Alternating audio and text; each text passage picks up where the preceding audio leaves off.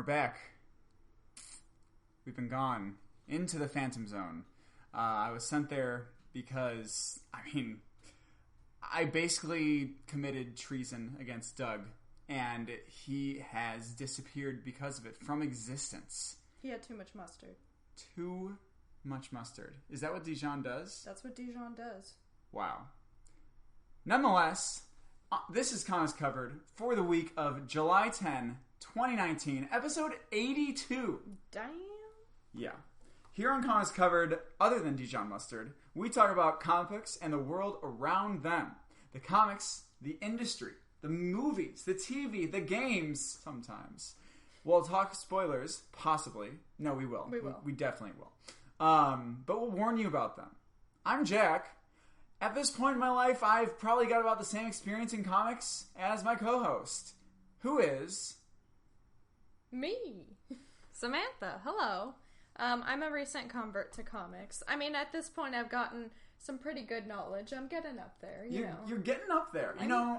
I feel like you still have, a new outlook on what you're reading, but you have, enough recognition with characters that you can be like, oh, that's who it is. Or if there's, a reveal at the end of an issue, a lot of times you'll be like, oh, shit, it's that person, as opposed to going, am I supposed to know this person? Right, and what I really like about this journey of mine with comics is that I've read a blog.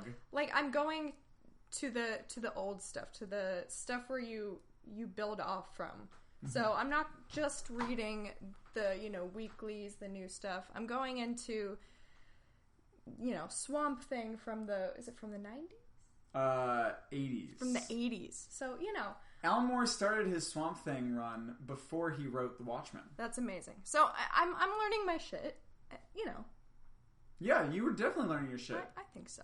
You're seeing if it's green or... Sorry, okay. We're not going to talk about that. No, we're not. Okay, well, Samantha, we spend a decent amount of time together, so it's kind of tough to do this part with you. How was our week? Because I'm literally living with you. So, instead, we're going to talk a little bit about the Spider-Man, the movie, with Tobey Maguire, by Sam Raimi. Oh. It's 2002, by the way. Oh. Great movie. Yeah, it was a really good movie. No, I'm just kidding. Sorry. Okay, it scared me, though. Sorry. There's a movie that came out called Spider-Man Far From Home, Far From Home. It's really sad about his colon. Very sad. But it was, we saw it this past week, and it's been out for a little bit, so, we're going to do our nice little spoilery thing here, right at the beginning. Woo! We're not... Woo! Oh, that's good. That's we never do spoilers at the beginning like this, so that's a totally new sound, and I love that. Well, I feel like I channeled that from SpongeBob. Really? I don't know. Yeah. Interesting. Yeah. I never watched a lot of SpongeBob when I was a kid. Yeah, you were deprived. Apparently. But, yeah, we're going to talk some spoilers about Spider-Man Far From Home. If you haven't seen it yet, skip forward a few minutes, 5 minutes or so. We won't spend that long. Maybe. No, okay, but Samantha, coming into this, you've seen all the MCU movies, right? Yeah. But you never talked about it with us on here. What is your general idea about the MCU, the movies? Do you think they're all the same? Do you think they are different enough? Do you think they're enjoyable nonetheless? What is your experience of an MCU movie? I think they're all pretty enjoyable. There are some that are entertaining, but not great movies. What was the one that my parents have just watched? Was it Thor, the first one? The first Thor movie? Yes. Yeah. Just so you know, the listeners at home, or if you're not at home, fuck you. Samantha's parents are currently watching all of the MCU movies with her brother. It's pretty great. Yeah. So yeah, they recently saw Thor. Yes. So I don't know. I love all of them, but as I was talking with my brother, we were talking about how I remember everything that happened within the movies, but I cannot tell you which movie a certain thing happened. It all just seems like one big film to me. Okay. If that makes sense. That totally makes sense. That's probably what they want to do, honestly. Yeah. Yeah. So, a lot of them are very enjoyable, and I can remember the experience going to it and watching it, but just saying, remember when this happened to Iron Man? I don't remember which film that was in. I just remember it happened. Interesting. So...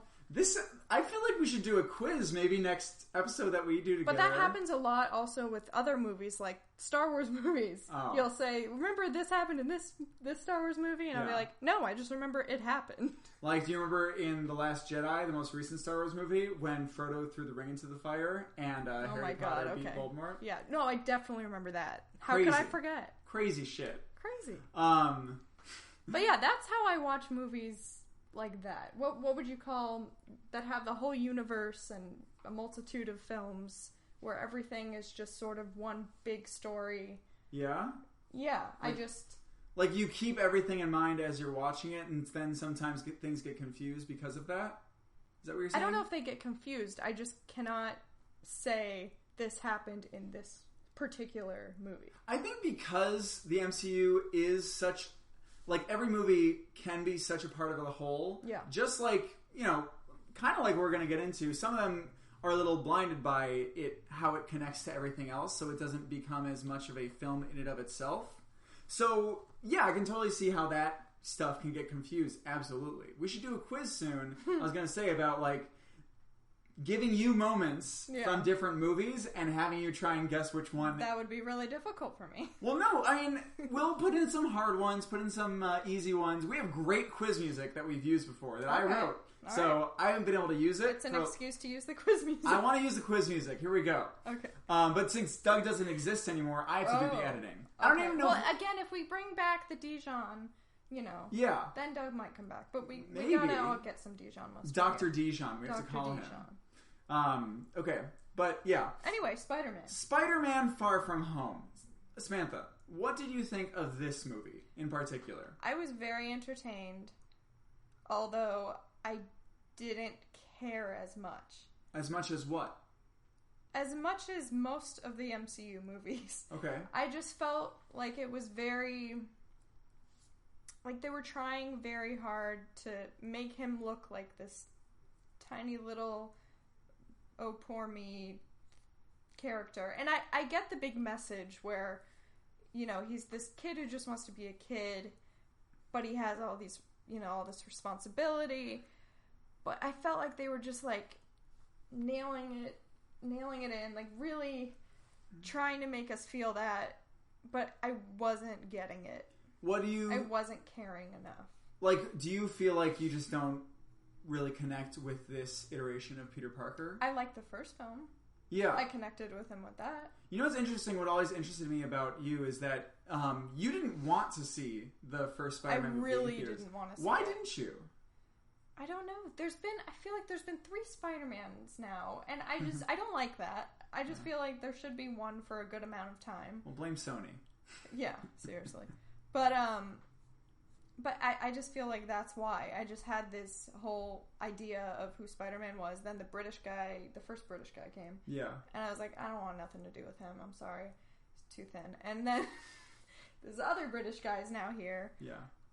You're tired. I'm tired. He looks like a child. Mm-hmm. And I know Spider-Man's supposed to be like a teenager, but this guy looked too young for me. You'd be surprised at how young high schoolers look. I think he's supposed to be like sophomore year of high school. That's pretty young. I guess. But I was pleasantly surprised. I really liked the first film. Yeah. Yeah. So what would you say, like, I don't know, for this film, like, do you feel like you don't connect with his experience after Endgame? Because this movie is so connected with the greater universe and what just happened. So... I definitely did connect with that. I think it was... I don't know. I felt like that one message of all the responsibility, but I want to be a kid was like the only thing that was talked about. Okay. I don't know. There was a lot of humor. It might have been too much. Okay. I mean, you might just not be into like Spider-Man movies like that. They're usually lighter. They're usually like all about coming of age and how this kid with powers is working with. It's one of the reasons why it's the most popular one with kids. Yeah. And one of the reasons why he's such an iconic hero. But, I can understand. I really enjoyed it, though. It was a very entertaining movie. I wouldn't watch it again. Yeah. But it was very entertaining. You wouldn't watch it again, even though, by the way, we're tying spoilers, even though there might be, since this movie has such an element of trickery within the entire time. No, I know. Knowing, like we were talking about, knowing that, what's his name? Jake Gyllenhaal? Jake Gyllenhaal from Mysterio. Brokeback Mountain That's all I could think about the whole time I was watching the movie. How he was tricking Spider-Man. Knowing that and then rewatching it would be a whole different experience, I think. So I might rewatch it one more time, but that would be it. Yeah. What if Brokeback Mountain is in the MCU? That would be so cool. It's the origin story for Jake Gyllenhaal and Mysterio. That would be awesome. I would love it. I'm going to think about it now with that in mind. I personally really like Spider-Man Far From Home. I agree with you that it wasn't as good of a singular film as the first Spider-Man movie, just because I feel like, not a lot of people, Doug. Doug is everything. He's everything. Sorry. Doug always tells me how he never liked Iron Man 2 as much as Iron Man 1. Okay. The reason being is that Iron Man 2 felt like it was an Avengers commercial. Because the Avengers hadn't come out yet. They hadn't done a lot of the team-ups that they have done now. Right. So it just felt like they were using an Iron Man movie as an excuse to advertise their next movie. Okay. You could say that about a lot of these movies that feel like they are too tied to the universe as opposed to their singular plot. Yeah. Which this one, and they've said that this is supposed to act as an epilogue to their Phase 3 of movies. But, when you work to make a series, sometimes the singular aspects of it get lost. Right. And I feel like you can see that here. I don't think things hit nearly as hard, and that's probably why it's more focused on the light-hearted nature of it. I did really, really enjoy my experience of it, which was the first 20 minutes. I'm like thinking, God, this is some hokey bullshit that's just like, grade A morals, like, I'm in first grade, okay, it's good to be, ourselves and be happy and everything like that. And we had this big brother character from Jake Gyllenhaal, like, I don't know, it just felt super hokey to me. And then, when that turn comes, the inevitable turn, it is revealed that Jake Gyllenhaal is just this, saying these shitty lines that are basically a screenplay for his, duping. Mm-hmm. So I don't know, that added this really cool element for me because I felt duped into thinking this movie was going to be hokey bullshit the entire time. You know what I mean? Yeah. Yeah. So that was one thing that I really enjoyed. I also really enjoyed a lot of the camera work looking back on it. Like, I've watched this scene where they're moving the camera in a way that would follow the real quote unquote Quentin Beck when the hologram is in front of someone else. So I think that's really, really cool, and I would love to rewatch it again to see for those moments. I don't know, there were just a bunch of different aspects that were really, really cool about this movie, but I didn't feel like, as a whole, it spoke to me as much as, like, the first one did, or even Mysterio being as good as Michael Keaton as the Vulture. Right. What would you say, like, in terms of your experience of the villain, how they compare with each other, Homecoming and Far From Home? I don't know. They were both pretty different. I mean, Michael Keaton's just incredible. Yeah. And do you feel like you connected with either of them more or less? Okay, so one thing about Jake Gyllenhaal's character that I didn't like, and I don't think this was his fault at all. This was writing, where he started to talk about his reasoning for why he's doing what he was doing. And he's like, I was wronged by Iron Man, and he fired me, he said I was unstable, and then that was it. And it's like, I want to know why you're crazy. Show me you're crazy. Tell me what you did. Why did he like, I want to get in deep with this character. Yeah. And the fact that you just say you're crazy doesn't mean anything. So I felt like his character, he's a great actor. It could have been really well done. Yeah. But I don't think he was given anything to really, like, I don't know. Yeah. We weren't given enough of his background to really get to know who he was and care about his cause. So when he died at the end, I was like, okay. Did cool. He die, though? I don't know. Who knows? But, you saw Spider-Man, like, really upset that he died. And you're like, why? You don't even know this dude. Yeah. We don't know this man. We've spent this whole, 2 hours with this man and we don't know him. So to me, that's hard. Like, I feel like when you're watching a movie, you have to understand and know a character's motives really know it. Not just be like, I'm crazy. Yeah. No.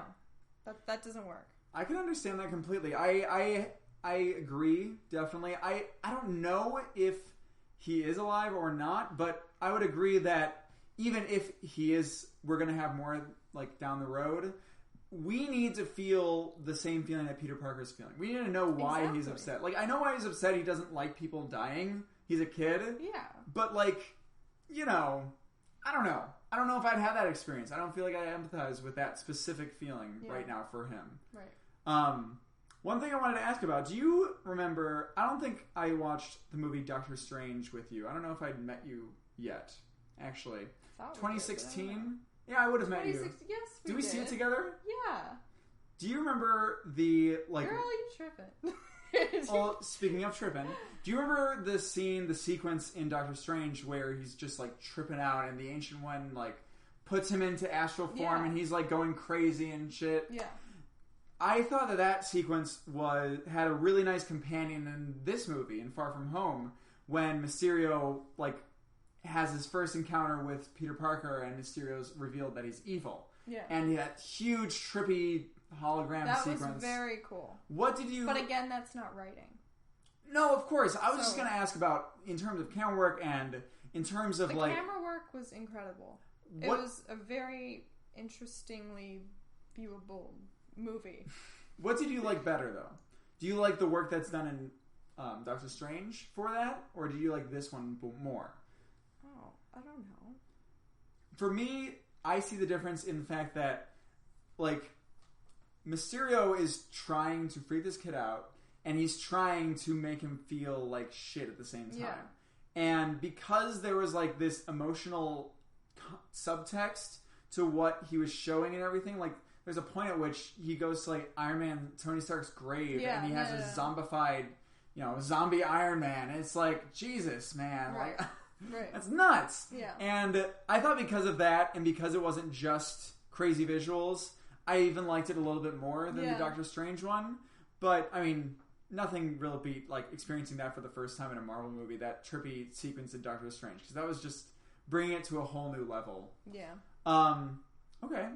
So what did you think, as we're going to wrap up our discussion here, what did you think of our after credits scenes? We had two. What was... One of them was introducing J.K. Simmons into the MCU as J. Jonah Jameson on his Alex Jones type website. Why don't I remember this? I don't know, it was an after credit scene. And then a big thing happens where on this Alex Jones type InfoWars website, he releases this video he got from Quentin Beck, Mysterio, which... oh, yes, I remember. Okay. Casually, accuses Peter Parker of mass murder and reveals that he is Spider-Man. Yes, says his name. That was very shocking. Yeah. I did not expect that. I felt like I really enjoyed the after credit scenes more than the film. I don't know. I just felt like it was more like, besides that, the visuals from Mysterio doing all that crazy stuff. Yeah. Besides that, I really liked the shock of the last two scenes. Yeah. I thought it was very fun. The only thing even though I didn't remember this last one. I know, now right? I remember. Though I love J.K. Simmons having a cameo in that role. I just hope they haven't, like... I just hope they don't... I hope they keep him in, but I don't know if they will. They probably won't. I'm so sad. But... I don't know. I feel like it has to be a driving plot point for the next one because that's where his video was released. You know? Yeah. So, I don't know. That was a very, very interesting decision. It was absolutely an interesting time to do it because I was not expecting them to do it this early. Like, I mean, that's a whole thing. Yeah. Like, what that the is fuck? a whole thing. What do you... The next movie has to be completely about him living with this secret out, or unless there's going to be some sort of team film in the middle of these movies where they're going to comment on that a little bit. Mm-hmm. I don't know what that could be. And then the next fan credit scene was something that revealed Nick Fury and Maria Hill this entire time were Skrulls. Yeah, that was so fun. It was just nuts. I was thinking the entire time, like, this doesn't look like Nick Fury. This looks like what I would act as Nick Fury. Like, what I think Nick Fury is. It looks like someone made a painting and told someone what Nick Fury is, and they just riffed on it. You know, it was so weird the entire movie, and then with that reveal, it was like, oh shit, that's great. It was really great. Big fan. And then you see the whole place where Nick Fury was actually at. Oh my god, that was so cool. In space. Yeah. What drink was he drinking? He was drinking a fun drink. I mean, he was on. I know he had the hologram with the beach and everything. Like beachy. He probably had like a Mai Tai or like a pina colada. Nice.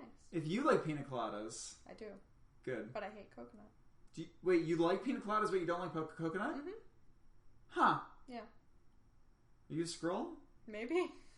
Oh, I think you would know it. You wouldn't tell me though. I wouldn't tell. Okay, well, fuck you. So that is our talk on Spider-Man: Far From Home. Nice. You know, it's a good movie. I liked it. I enjoyed it. It's not my favorite MCU movie, but it was fun. Yeah, I liked it better than Thor: The Dark World. Yeah, definitely. Sorry, I give that movie way too much crap. I've only seen it once.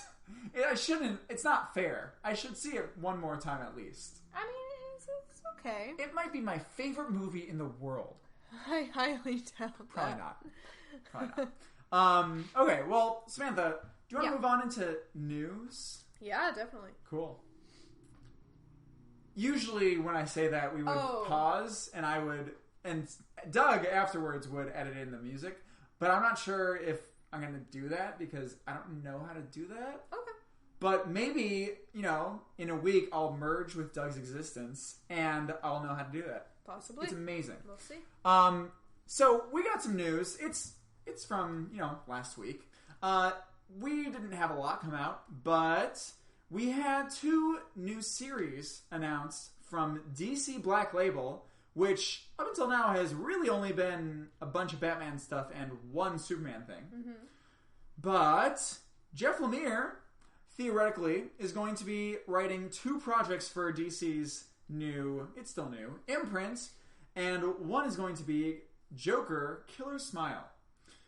The other is going to be a question miniseries, 5-part, drawn by Dennis Cohen. Dennis Cohen?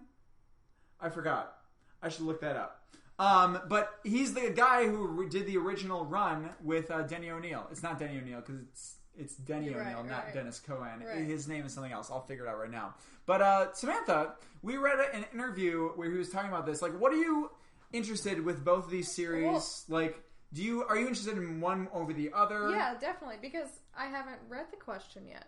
Mm-hmm. I'm very interested in it, but I haven't read it. But I thought that his discussion about what the Joker is and how people perceive him was very interesting.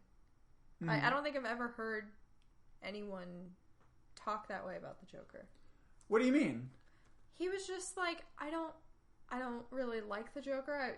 He's not a character I would ever really want to write about. Yeah. And he doesn't like how people are sort of like excited about his being unstable and don't really see him as like this overall just evil thing. Yeah. They just really want to get to know the person behind the smile. Yeah. Which I thought was interesting because, I don't know, from a psychology point of view, like, I really want to know the person behind the smile. But yeah. So I'm very interested to see where he's going to go with this, because he mentioned talking about this evil entity, like, being within your home life. Yeah. And that's sort of where this series is going to be. It reminded me... By the way, I just looked it up. It is Dennis Cohen, and it's really weird to me that it's Denny O'Neil and Dennis Cohen did the original question series with DC. It was really interesting to me because I saw a lot of... Sorry, going off of your point, it does seem like he wants to treat the Joker as more of a mythological being as opposed to a real human. Because he was talking about like he doesn't like people like trying to empathize with him or humanize his actions. But that's a human thing. So it's... And I'm not saying I don't like that, what he's trying to do. I do. I just am really curious because I don't feel like many people have done that. Yeah. Most people try and write so that you can empathize with this person and try and relate because they think like you'll want to read it more when you do that. So I feel like this is kind of ballsy and I'm excited. But he does have this story rooted in a human character. Apparently we're gonna be very tied to the psychiatrist that's working with him. Yeah. I didn't catch his name, the character's name, but we're sort of seeing how this evil entity of the Joker affects this psychiatrist's home life. Right. Which, I don't know if you recognize that type of storyline from another series that you've read this past year. I do, but I don't remember. Watchmen. Yes. There's a whole issue where... The dad, and I remember... Where Rorschach is working with, what's his name? I don't remember. I remember. Yeah. But he's working with this guy, this psychiatrist. I don't remember if he was a dad, but I remember he big and his African-American guy, and he was bringing his work home with him, basically, and he was becoming very, not unstable, but, like, very unhappy and very just, like, depressed. And when I was reading what he was talking about this series, I couldn't not thinking about that. Like, it was just like, that's what this series is. Yeah. I mean, go for them, I guess. And it's Andrea Sorrentino, so I'll take his art any day of the week. Mm-hmm. But I just thought that similarity was really interesting. I hope they don't retread that water. I don't know. I don't think they're going to retread that water. Yeah. I don't know. I think it's going to be different. One of the main things that I'm surprised about with these two series is that Jeff Lemire, like, he's said, I think in the last year, that he doesn't want to do as many DC things. Like, I guess he meant in continuity, and this DC Black Label stuff is out of continuity. So that gives him a little more freedom. So hopefully it's a creator-owned Jeff Lemire and not a restrained Jeff Lemire. Yeah. The other series that we're both really excited for by Jeff Lemire on this Black Label deal is The Question, which we haven't read yet, but The Question is something that Jeff Lemire says he's so excited to write. Mm-hmm. And one of the things I'm really happy about is that because we haven't read that huge series from back in the day by Denny O'Neil and Dennis Cohen, he specifically calls out that they're not going to build on specific ideas from it. They're going to, the themes are still there because it's the character, but it's going to be a totally new story, and I'm so pumped because every single time I've seen The Question pop up, it's just been fantastic. Yeah. So, when have you seen The Question in your reading? When did I see it? And I think it was in 52.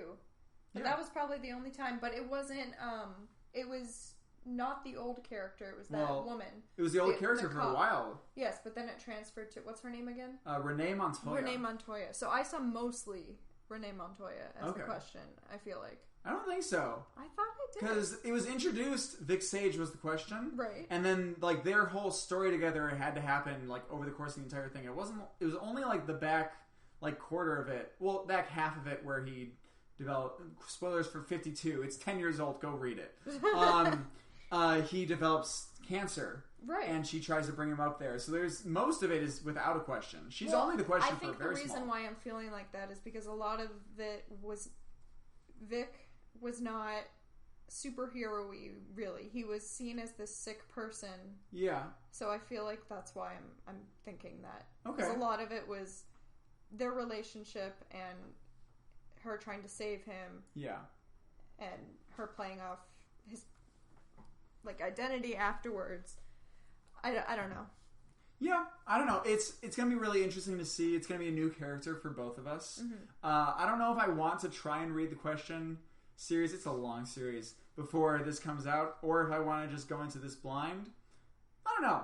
Question for another time. A question is... Yeah. Sorry. Samantha, do you want to go into our weekly comics? Please. Again, usually we'd pause for the music. I know. And usually also, Doug loves this joke. We used to say it's since there are horns in the music that we do this. This is the horniest part of the show. Isn't it wonderful? It's wonderful. Wonderful. Okay, well, Samantha, we had books this week. We did. Why don't you go ahead and tell the audience what our books were this week?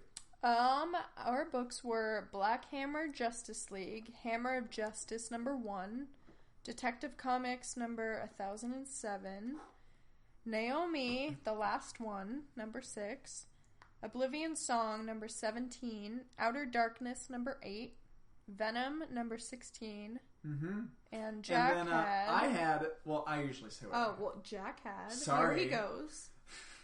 I had, Samantha's not reading yet, Superman number 13 and Event Leviathan number 2. It's called Event Leviathan. Right. It's really annoying. Right. And then I also had, which you haven't read yet, Test Number 1. Yes. Yeah.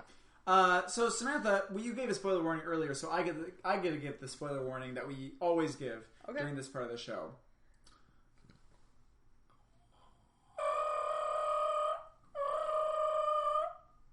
There we go. Nice. Every single time. That's great. It's amazing, really. Yeah. I have this little, bell right here that makes that noise. It's a bell. Oh, wow. Yeah. So we're going to talk some spoilers, some specifics about these books. First thing I want to do, a little unplanned, I want to hear what your thoughts are about Test, because I didn't read this because it's written by Christopher Sebela, and I'm not trusting Christopher Sebela as much anymore because I think he narrates way too much in his books. Okay, well, I liked it. I like where I think it's going. The character is a very interesting character. Give me some spoilers. Give me some... You're not going to read it? No, I'm going to read it. Just give me some spoilers. Give me something that you learned, I don't know, get me to read this. Convince me. Okay, well, it introduces you to this character, and it doesn't specify if the character is male or female. Okay. And it doesn't specify if this character is fully human. Okay. So you just see them going around and trying to get to this place to fix themselves, and you learn along the way that they aren't completely human and that I forgot what it was. It was traded something, or their work was doing something, and then they would get part of their body replaced by machinery. Huh. Or something. Sounds like Nebula in it kind of Marvel. does. Yeah. But they go on this adventure to go to this place. They get there, and it's just a really weird town. And yeah, I mean, it was... What do you like about it? What do you come away with, a feeling? I don't know. Okay. I don't know. Does Christopher Sebela's crutch of narration show in this book? Yes, it does. But at the same time, I think it's just a writing style. And okay. I don't think it's bad. Mm-hmm. I really like... What's the new one that we started? We started reading Trustfall. I like Trustfall a lot. Yeah. A lot more than Test. Okay.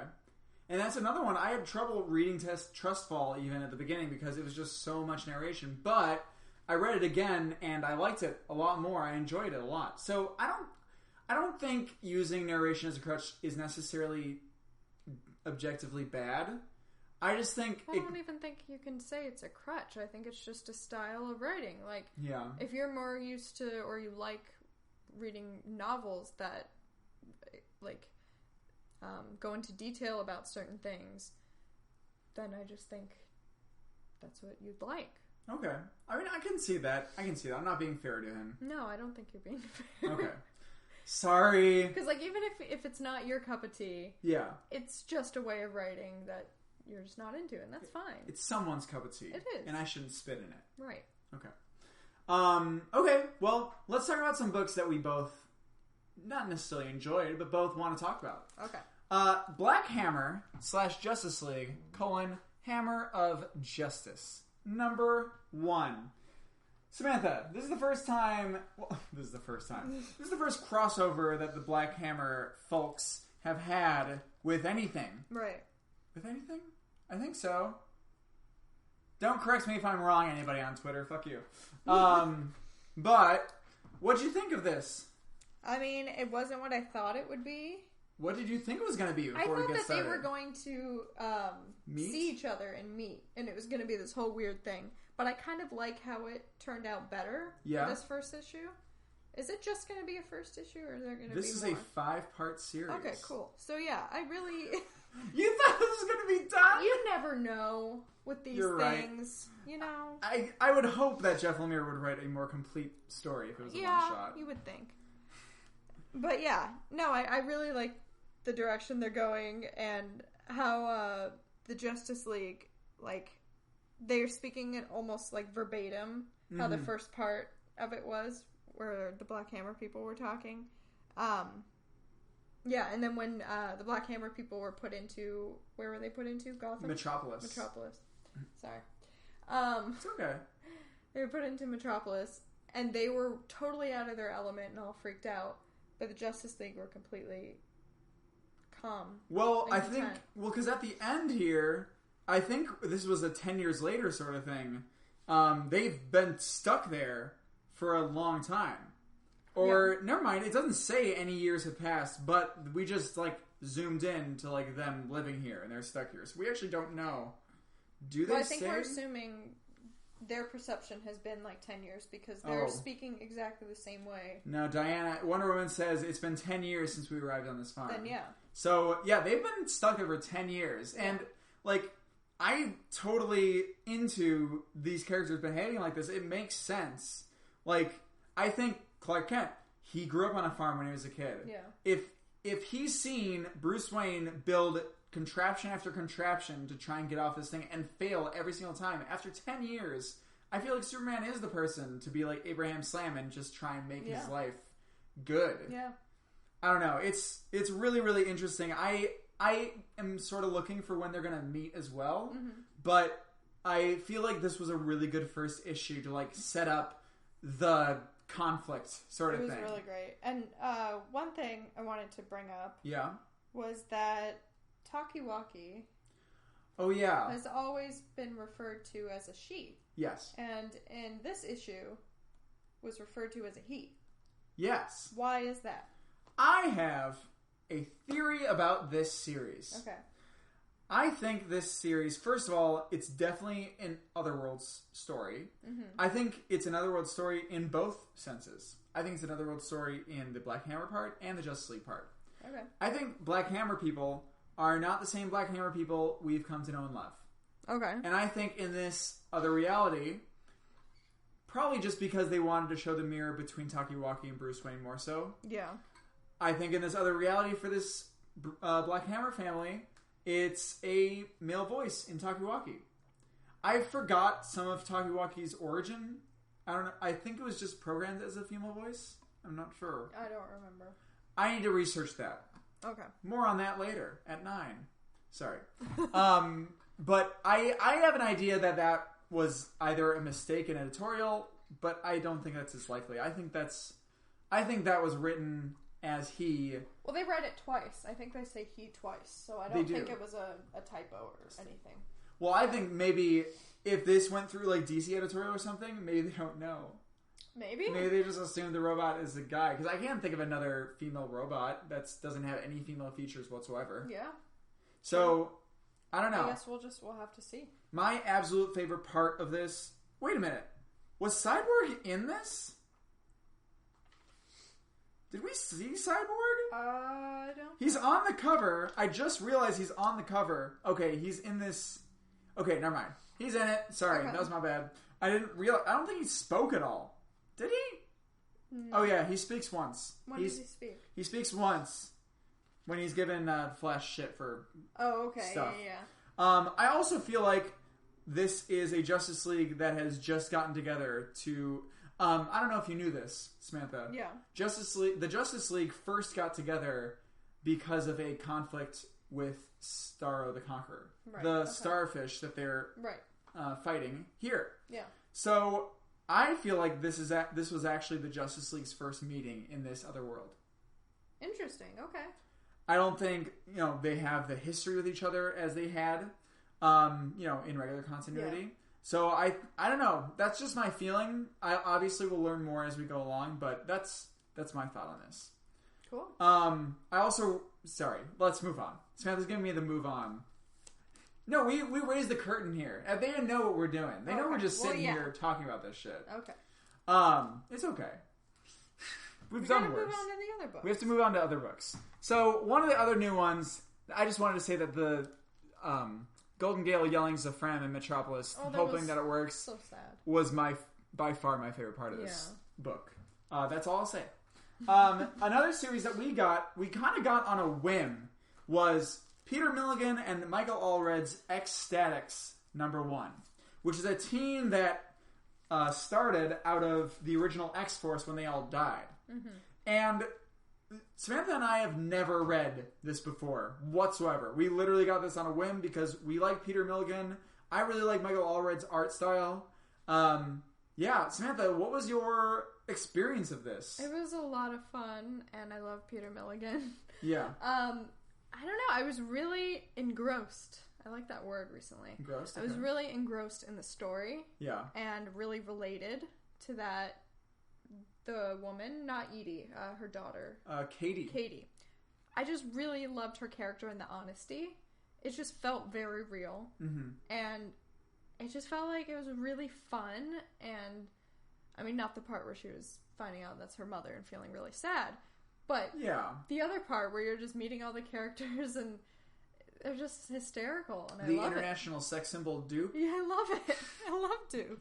He's great. I was pleasantly surprised by this. With some of these, like, things that you just kind of start into, it's really easy to, like, for them to be caught up in the history and, you know, everything that happened and new reader not being able to come in. I didn't feel like I was not knowing everything that was going on. I felt like I was with everyone else kind of reading this. So that was nice. I think one of the things they did really, really well was that they had us sort of led along with Katie. Yeah. Katie was learning all this stuff along with us. Exactly. And I think that was what really, really helped everything. Like, I felt like the story was done in an expert way to where I felt like I knew who the bad guys were. I knew what they were trying to accomplish. I knew what the good guys were trying to accomplish.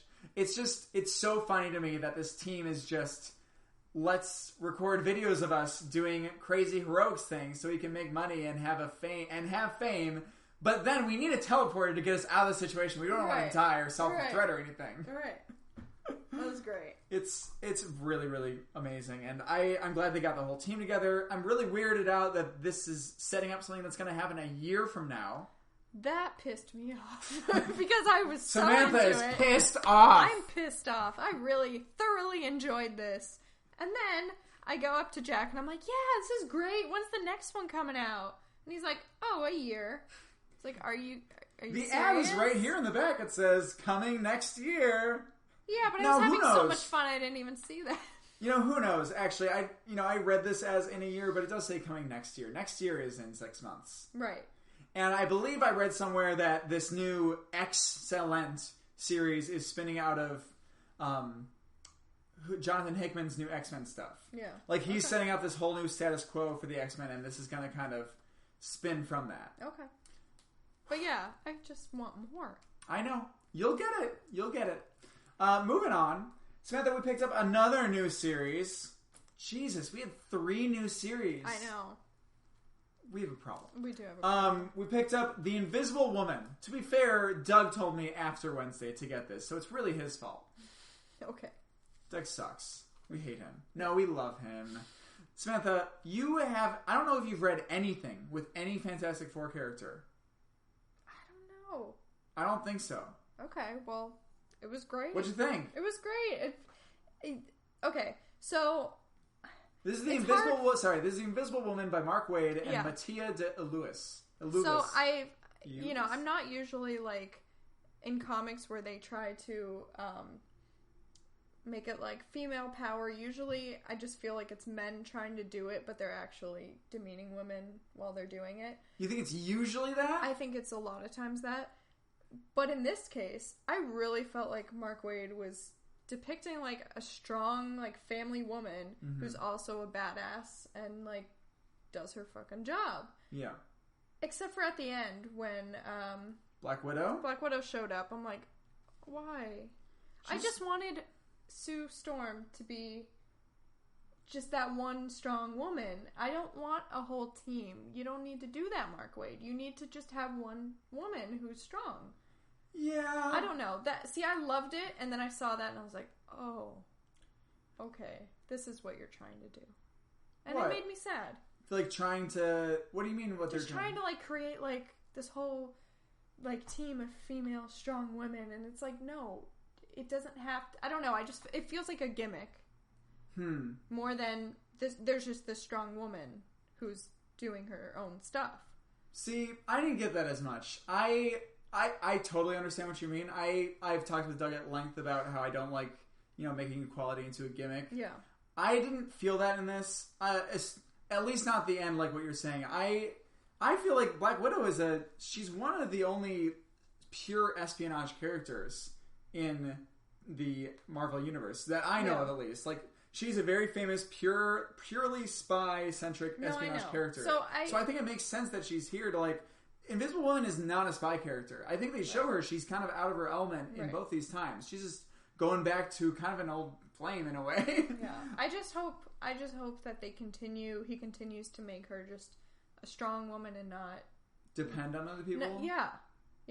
Because I think he did a really good job throughout this whole issue.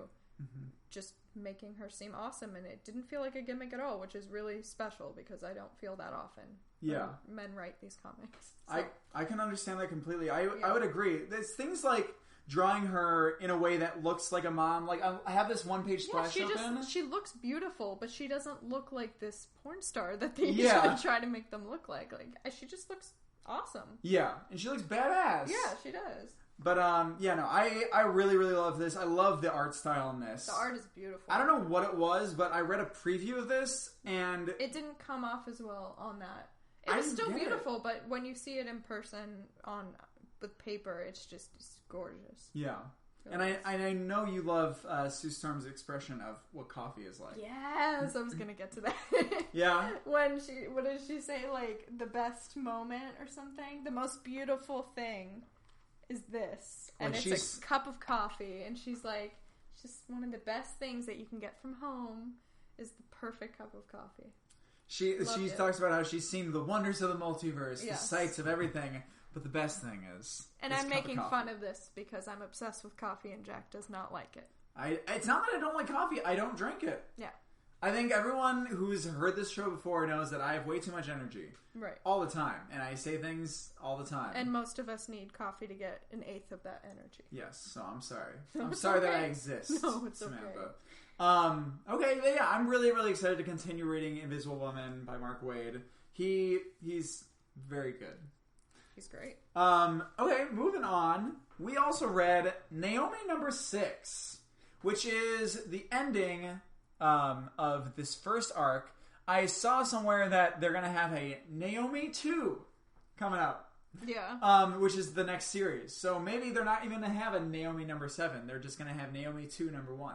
Which will be really, really fun once we get to like Naomi 7 number 3 or 500. Yeah. Yeah.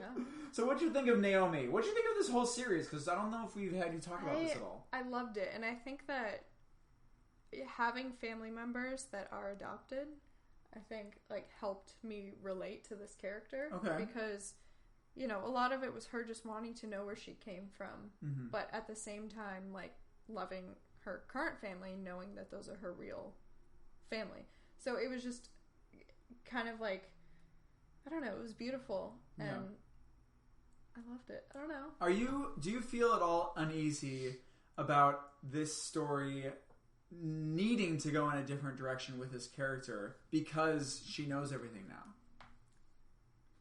Do I feel uneasy about it? I mean is that this series has been very, like, small town, mysterious, just trying to figure out who Naomi is. But now that she knows who she is, what is this character now? It's going to become something completely different. I'm hoping that they continue to have her in this kind of, like, small community and then introducing her to the big leagues. Yeah. But I think, like, a slow introduce is better than just, like, putting her in it. I feel like I'm not going to relate to it. I'm not going to believe it.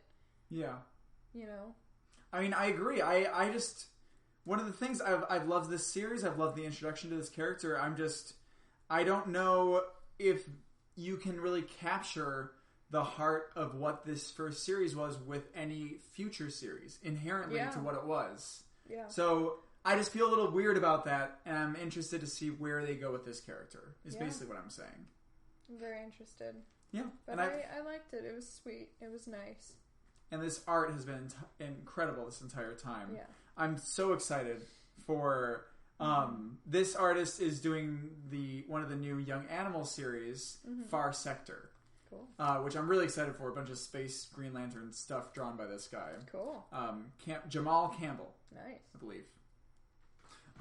So moving on, we have Detective Comics. I abbreviated it as TEC. Oh, okay. On our rundown. And Samantha asked me what it was. because I've left it on there because I want to talk about how I don't like that as an abbreviation. Okay. Like, come on. TEC, what does that even mean? Tech. It's the tech of detective. Oh, okay. It's lame. Yeah. I think it's lame. Anyway, I'm going to talk about this series a little bit. I really like the first issue of this 2-part story with the Spectre. Mm-hmm. I did not think it ended very well. I thought it kind of fell flat and that it didn't really say anything at the end of it. It was just Batman found a clue, they went to where he was, they had a little argument about killing people, and that was it. Yeah, but see, the part that I loved about it was that I felt like this was one of the first ones where I really saw detectiveness. Like, they were being detectives and looking at clues, and it just felt very mysterious, and I could hear the music in my head of like... The music? Just like, you know, when you see a spy looking for clues, that kind of thing. And I also really, like, I enjoyed the part where, what is it, they're interviewing someone together, and it's like the good cop, bad cop thing. Yes. I thought that was really cute. It was really good. No, there were some great detective elements of this. I just thought that in terms of the story, it was... I can see that for sure. I don't know. It just felt either rushed or just not enough. Like, I love this. I want more Spectre. I love the Spectre, and I want it more so. And I just wish... I wish there was just more to this story. I also want to talk about the art in this book. So beautiful. You don't like it. Why? How could you not like it? Are you kidding? For those at home, I made a face. Are you kidding? This is incredible. I think the art is interesting. I like it a lot. I wouldn't say it's beautiful. I think it's an interesting comment on... Apparently, this is a very 90s style of art. Really? Like this page you don't think is cool? No, I think it's very, very cool art. I was just really distracted by the lack of anatomy.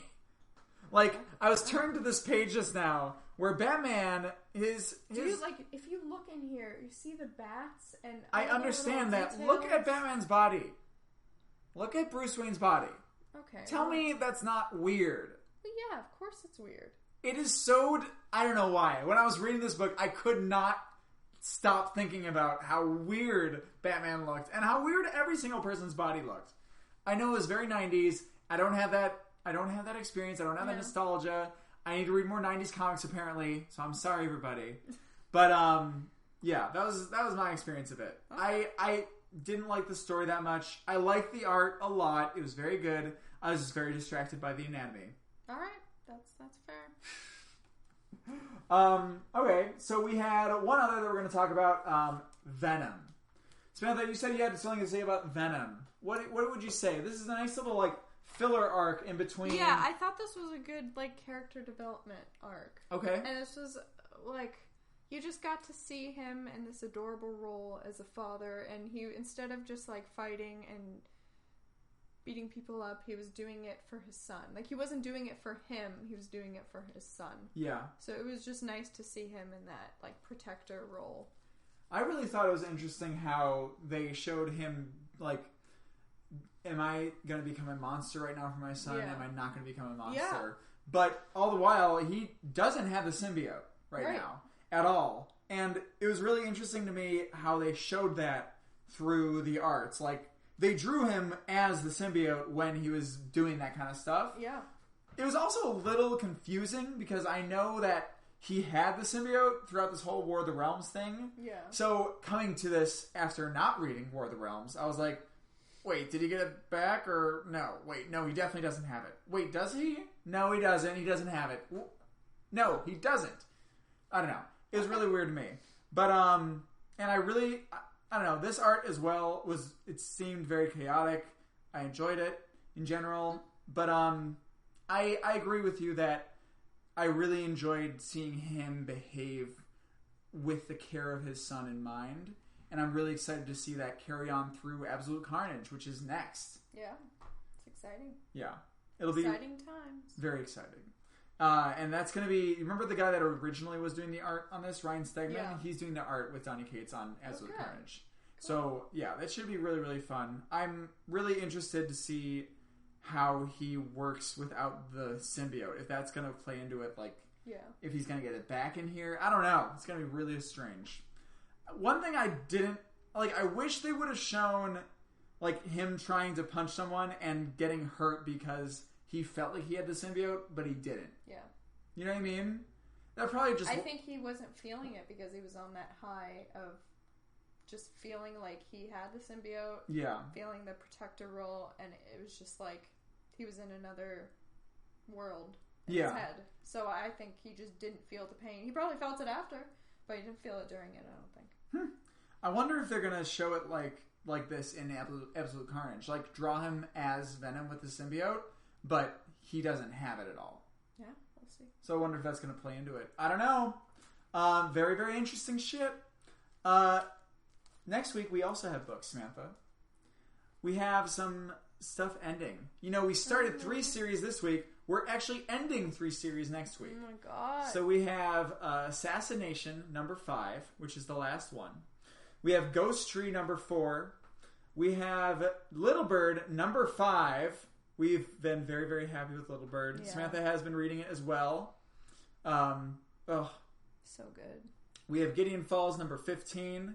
Immortal Hulk number 21. Invaders number 7, which is just gonna keep going. Justice League number 28, which we're gonna give a Doug update on that because he's described it as his drug addiction. Oh. Yeah, he's back and forth in Justice League more than, you know, insert pop culture reference. Okay. And then we also have Silver Surfer Black number 2 by Donny Cates. So all really, really exciting stuff next week. So that kind of finishes out our weekly comics section. Samantha, I just want to do a quick word, give the viewers at home, the listeners at home, just what we're reading outside of our comics. Yeah. Not commenting on it, maybe a little like word of it. Like I just finished reading Kabuki by David Mack, which was fantastic. It was really, really cool. It was all black and white, which was different for me, but I thought the world that they built and the art worked so well together. I'm really excited to read the next trade of it. Right now I'm reading this whole Metal Men thing. So there's this Metal Men series that came out right after 52. We were just talking about that. And it's very, very trippy time travel stuff. But what I like most about it is that they have a very specific light on like the specific metals and what their chemical properties are. And they use that in battle. And I think that's really, really cool. What are you reading outside of your weekly comics? So, right now, like currently, I am reading Artemis Fowl, which I actually read when I was younger in novel form. And I just saw it, the name. It was on Amazon, I think. I saw it and I'm like, oh my god, Artemis Fowl. I used to read this as a kid. And I had no idea they changed it, like they made it into a comic. Yeah. So, I picked it up and I like it. I probably would like it when I was younger more. But yeah, I just think it's really interesting when you have those moments when you're like, oh my god, I used to read this shit. Yeah, nostalgia, it's cool. man. It is, yeah, it's very nostalgic. Hell of a drop. And then I just finished Black Science, the first trade. Mm-hmm. Love it. The art is crazy. And it's just heart-wrenching. Yeah. And I love it. Well, you got a lot. I'm so hooked, yeah. You got a lot more to go. I know. Should be great. In fact, Black Science, I didn't put this on our issues next week. Black Science number 41 is coming out next week. Oh, wow. It's great. Okay.